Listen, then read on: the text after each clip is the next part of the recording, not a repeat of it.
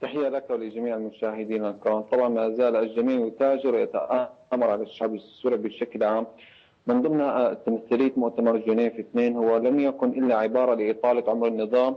لا يهدف هذا المؤتمر لإسقاط النظام لخلع هكذا نظام إجرامي، وبالتالي نحن لو نظرنا إلى الأمام قليلا وقلنا أين هي آلية العمل لمؤتمر جنيف 2. طبعا مؤتمر جنيف 2 ما زال مقترح لدى الجميع، وما زلنا نرى الدبابات والطيارات والمدافع تدك المناطق، وأيضا ما زلنا نرى بأن الحصار ما زال مطبق على معظم الأحياء ومعظم البلدات والقرى. فبالتالي نحن نرى بأن مؤتمر جنيف 2 قد أصبح مجهول، ونسبة لأننا نرى بأن مؤتمر جنيف 2 لم يكن هو عون للثوار للأحرار، ولكن هو عون للنظام من أجل أن يطيل عمره، من أجل أن يقوم بقتل العدد الأكبر مما هو عليه من الشعب السوري. فبالتالي نرى بأن العدو الخارجي ما زال متجه إلى الداخل السوري. تكلمت عن حزب الله اللبناني ولواء الفضل العباس وباقي الفصائل التي قد وصل عددها إلى قرابة 37 فصيل،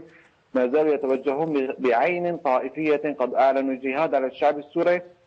هم لن يدخلوا إلى الداخل السوري من أجل الاصطياف، بل إنهم دخلوا بغاية الاحتلال، احتلال طائفية ممنهجة أمام الجميع. ولكن للأسف أسماء هؤلاء الفصائل لن تدرج على لائحة الإرهاب، ولكن فبالتالي نرى بأنهم يقولون بأن مؤتمر جنيف يهدف إلى محاربة الإرهاب. كيف هو يهدف إلى محاربة الإرهاب ونرى بأن شبيحة النظام وباقي الفصائل التي تعمل مع هذا النظام المجرم تقوم بذبح الصغير قبل الكبير واحراق المقدسات؟ وبالتالي نحن نستنتج ان مؤتمر جنيف 2 هو ليس لصالح الشعب السوري، هو لصالح النظام.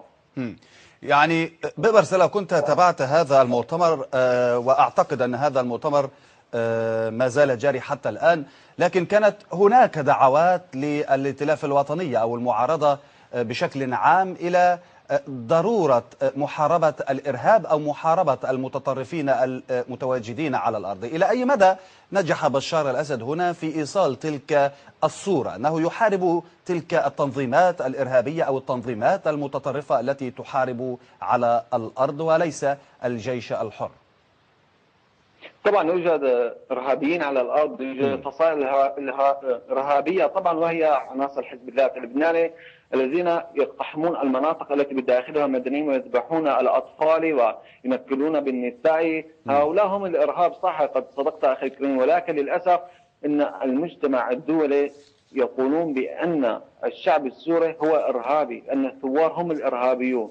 هذا مقصدهم، ليس مقصدهم هو محاربة ما الذي يقوم بذبح الأطفال، ما الذي يقوم بفرض حصار مميت على العوائل المحاصرة. ليس قصدهم بأنهم يريدون أن يحاكموا المجرم الذي استخدم الكيماوي ضد عزل استيقظوا الأطفال وهم قد تم قصفهم بالسلاح الكيميائي الذي لن نرى أي رئيس دولة قام بهذا العمل الإجرامي. طبعا هؤلاء الدول الغربية يحاولون الالتفاف وأن يخمدوا أهداف الثورة بالتآمر مع هذا النظام المجرم.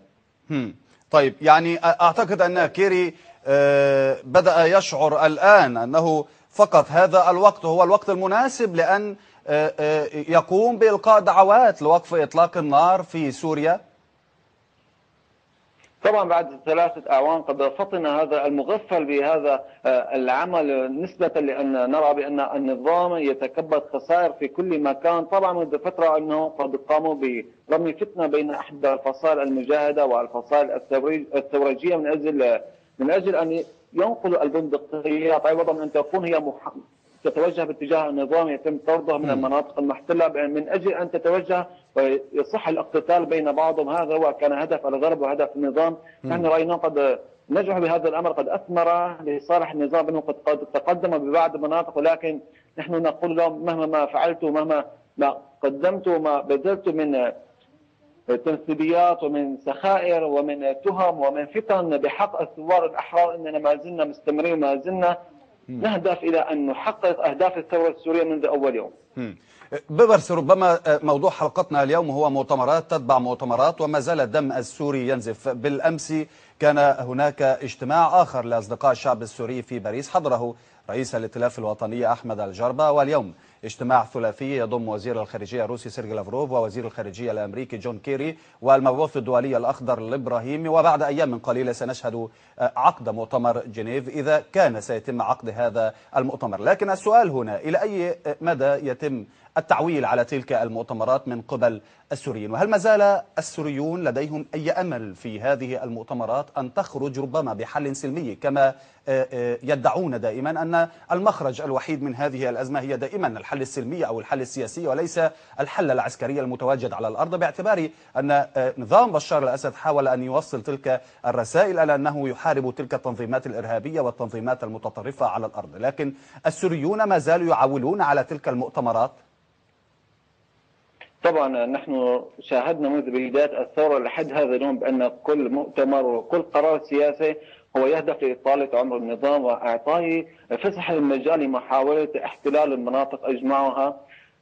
فنحن من في الداخل لا نعول على كل مؤتمر يجري في الخارج، وبالتالي نحن لا نعول على الائتلاف، إن الائتلاف هو من صنيعة الغرب ليس من صنيعة الثورة السورية، ولكنه فقط يتكلم باسم الثوار، يتكلم باسم السوريون، ولكن للأسف نحن لن نرى منهم أي شيء. فبالتالي نحن نستنتج أن المؤتمر والمؤتمرات جميعها لن تكون هي أداة عون للثوار أو للشعب السوري، بل هي ضد الثوار، لأن كل من هو منفخاج أصبح يتعامل مع الشعب السوري كأنهم سلعة بين أيديهم يرفعها كيف يشاء يخفضها كما يحلو له.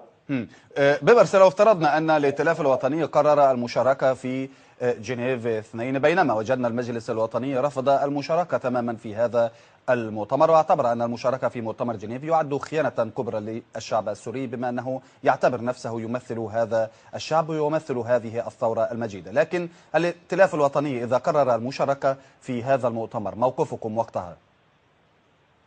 طبعا قلنا بأن نحن غير مسؤولين عما يقوم به النظام، فبالتالي الائتلاف هو مفروض على الشعب السوري ومخير، ويجري لديه ضغوط دولية من أجل الخضوع لمؤتمر جنيف 2، من أجل أن يقعدوا على الطاولة مع هذا النظام المجرم. نحن لا نريد أن نقعد مع هذا النظام. إن أرادوا أن يفرضوا الحل السياسي، نحن مع الحل السياسي، ألا وهو الحل الذي يهدف إلى الحق، يوصل المجرم إلى المحكمة الدولية من أجل إعدامه، من أجل محاكمته. شكرا لك بيبرس التلاوي، كنت معنا من حمص، شكرا جزيلا لك. أتمنى أن تكون وصلت هذه